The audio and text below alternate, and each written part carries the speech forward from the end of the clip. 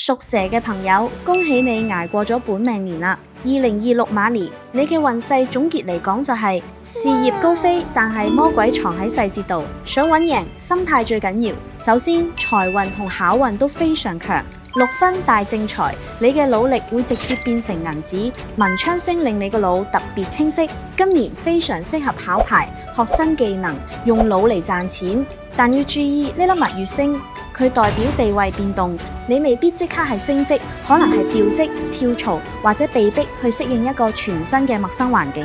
呢種變動會帶嚟壓力，令你覺得自己好似個局外人咁。面對變動，最怕呢粒亡神嚟搞震，佢會令你心浮氣躁，容易因為小事衝動而招惹災禍。呢個時候，如果個心唔夠定，好容易因為適應唔到而做錯決定。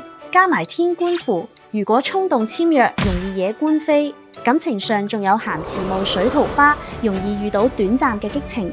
記住，睇唔清嘅合約唔好簽，睇唔清嘅感情唔好尋。送個開運錦囊俾你。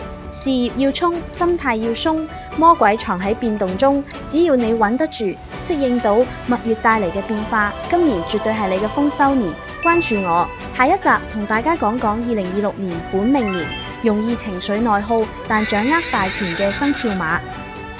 我係吳富容，專業研究數字能量，亦都係數據形象力創辦人。